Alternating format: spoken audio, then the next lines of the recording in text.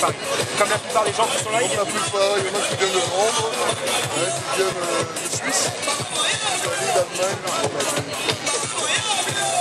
Ok, alors pour quelle raison êtes-vous venu ici aujourd'hui? Nous sommes venus ici, à la CPI, pour demander que le président Laurent Gbagbo soit libéré. Car nous estimons, au vu de tout ce qui nous est présenté par l'accusation, que le dossier en définitive est vide. Que le président Laurent Gbagbo est innocent, il doit être libéré, car les vrais criminels, ceux qui ont été soutenus à l'époque par la France sarkozienne, sont à Abidjan, ils sont vraiment à travers le monde. Je dis France sarkozienne, nous ne nous ferons pas l'insulte d'insulter la France, un pays où il y a encore des humanistes, heureusement.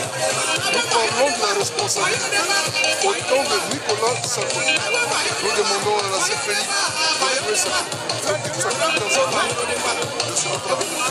Comme nous demandons aussi à France 24, dans le nom de notre France, qui joue en ce moment dans cadre de sa crédibilité, de se rattraper et de dire les choses avec objectivité. Qu'est-ce qui vous fait dire que le dossier présenté par le procureur aujourd'hui? Ce qui nous fait dire que le dossier est vide, c'est que l'on parle par exemple de co-auteurs.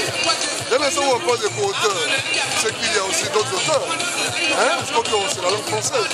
Et on ne peut pas comprendre dans un conflit, à un moment donné, où quelqu'un depuis le 28 novembre, qui n'est plus reconnu comme président de la République, on lui impute la responsabilité d'une armée, alors qu'il n'est plus chef suprême des armées.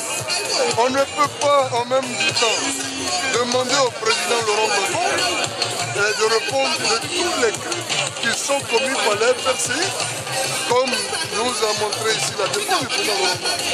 Nous disons que le monsieur, ce grand homme, ce grand Africain, que le président Laurent Gbagbo est innocent, et que la faveur du complot contre le président Laurent Gbagbo, complot ourdi par Nicolas Sarkozy, qui a tout fait pour mettre au pouvoir son ami. Car souvenez-vous, pour ceux qui ne le savent pas, qu'il a été témoin de mariage.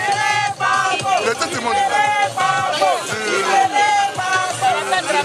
l'ex-président Sarkozy. Aujourd'hui, nous pensons qu'il n'y a vraiment rien dans le dossier qui puisse faire condamner le président Laurent Gbagbo. Et la France aujourd'hui, de Sarkozy, tient une grande responsabilité dans cette machine de construction de la Côte d'Ivoire. Dans cette machine de tuerie, la France de Sarkozy a une grande responsabilité. Nicolas Sarkozy devra venir ici. Le président Gbagbo a évoqué Mais écoutez, madame, je pense que les éléments que nous avons pu voir,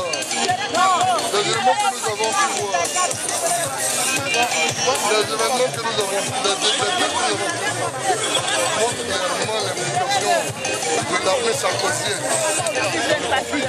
Lorsque l'ambassadeur, l'ex-ambassadeur Jean-Marc Simon fait des déclarations on ne peut plus rafieuses. Voilà. Lorsque le président Sarkozy, à l'époque, fait injonction au président Laurent Gbagbo de quitter un pouvoir, lorsqu'on voit les hélicoptères du 43e BIMA, mais qui déposent de laisser la Bidjanaire pour bombarder, bien évidemment que la responsabilité de Sarkozy est engagée, car il était, en tant que président de la République, donc la France, chef suprême des armées. Vous savez, pour le petit détail, la constitution ivoirienne est la copie conforme de la constitution française. Alors, si tant est tenté de penser que le président Laurent Gbagbo est responsable en tant que chef suprême des armées, l'implication donc de son armée, le président Sarkozy est donc responsable de l'implication de son armée dans les tueries qui ont été faites en Côte d'Ivoire. Mandat de l'ONU. La mascarade, oui.